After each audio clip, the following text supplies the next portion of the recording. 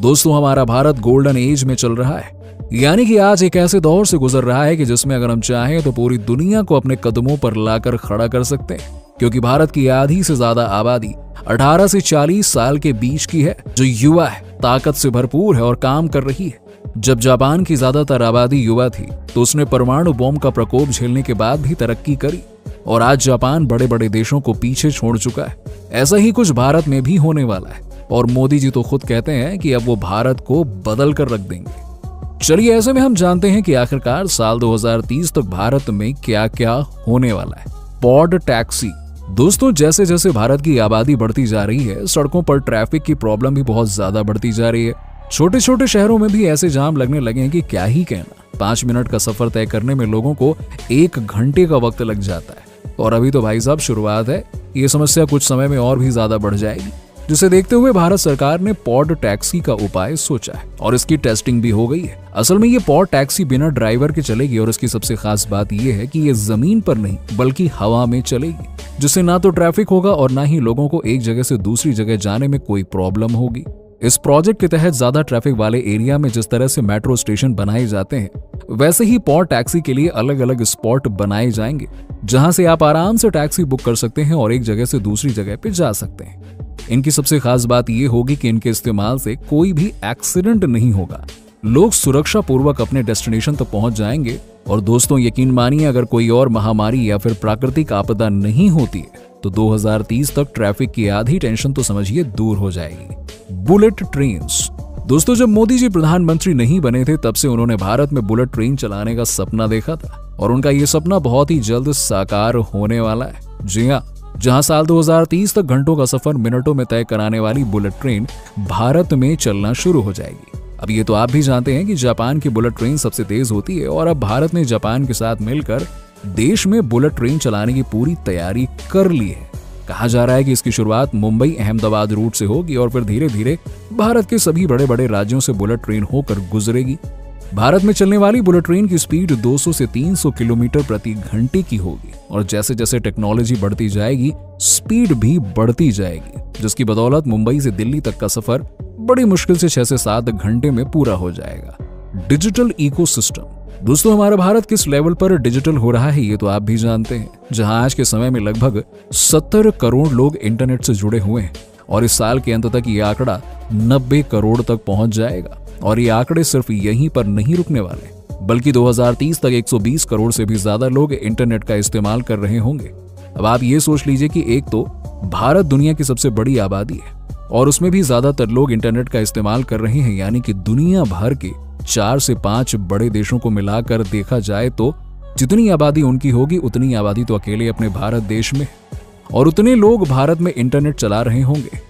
इतनी बड़ी संख्या में जब लोग इंटरनेट से जुड़ेंगे तो हमारी डिजिटल इकोनॉमी भी बूम करेगी। अब देखा जाए तो ये बहुत ही ज्यादा फायदेमंद है, क्योंकि इंटरनेट की सहायता से छोटे इलाके में रहने वाले लोग जो कि स्कूल कॉलेज नहीं जा पाते वो भी आसानी से शिक्षा प्राप्त कर पाएंगे और धीरे धीरे लोग इंटरनेट की सहायता से ही अपने अंदर कई तरह की स्किल्स डेवलप कर लेंगे और एक वक्त तो ऐसा आएगा कि भारत पूरी तरह से आत्मनिर्भर बन जाएगा। तब हमें किसी भी दूसरे देशों से कोई भी चीज मंगाने की जरूरत नहीं पड़ेगी, क्योंकि इंटरनेट के जरिए बहुत से लोग एडवांस हो जाएंगे और नई नई तकनीकों का विकास करेंगे। उसी के साथ ही ई कॉमर्स और बैंकिंग सेक्टर भी बहुत तेजी से तरक्की करेंगे, यानी कि हर एक चीज डिजिटलाइज्ड हो जाएगी और जो कि अमेरिका और चीन जैसे विकसित देशों में नहीं हो पाया है वो यहाँ पे हो जाएगा, क्योंकि जितनी तेजी से भारत के लोग इंटरनेट का इस्तेमाल कर रहे हैं उतना तो आज तक कहीं नहीं हुआ है और ये चीज भारत को एक नए मुकाम पर लेकर जाएगा, जहां ज्यादातर चीजें ऑनलाइन हो जाएंगी और हमारा पूरा का पूरा सिस्टम ग्रो करेगा।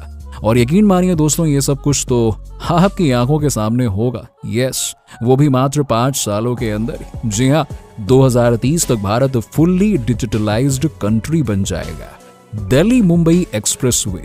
दोस्तों दिल्ली मुंबई एक्सप्रेसवे के बारे में तो आप सभी लोगों ने बहुत अच्छे से सुना होगा। ये प्रोजेक्ट जब बनकर तैयार होगा ना तो ट्रैवल से लेकर ट्रांसपोर्टेशन तक हर एक चीज में फायदा ही फायदा मिलेगा, क्योंकि इस एक्सप्रेसवे की मदद से 24 घंटे का रास्ता 12 घंटे में तय किया जा सकता है।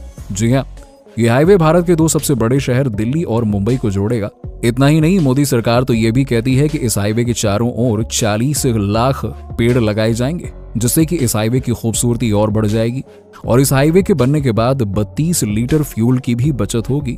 इस हाईवे को बनाने में 1 लाख करोड़ का खर्चा आ रहा है और ये हाईवे एक्सेस कंट्रोल है, जिससे कि हाईवे की सुरक्षा काफी ज्यादा बढ़ जाएगी और बीच में पेड़ों को लगाने से न केवल ऑक्सीजन का लेवल बढ़ता रहेगा, बल्कि फ्यूल के कम खर्चे के साथ ही कार्बन डाइऑक्साइड गैस की भी कमी होगी। यानी कि ये एक्सप्रेसवे हर तरह से भारत को एक नई दशा और दिशा देगा, जिसके लिए लोग बहुत ही ज्यादा एक्साइटेड हैं।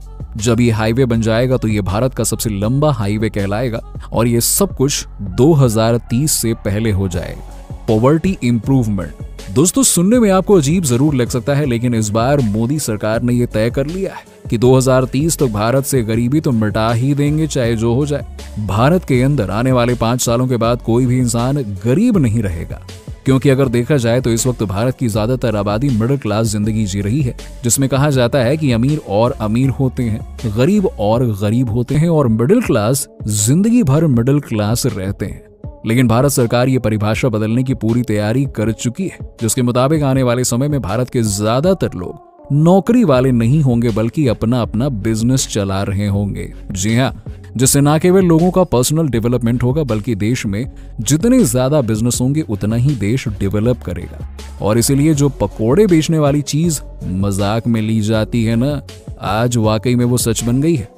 सड़क पर खड़े होकर पकोड़े बेचने वाला इंसान लाखों कमा रहा है, वहीं मल्टीनेशनल कंपनी में काम करने वाला इंसान अपनी जिंदगी को कोस रहा है कि कहां फंस गए भैया।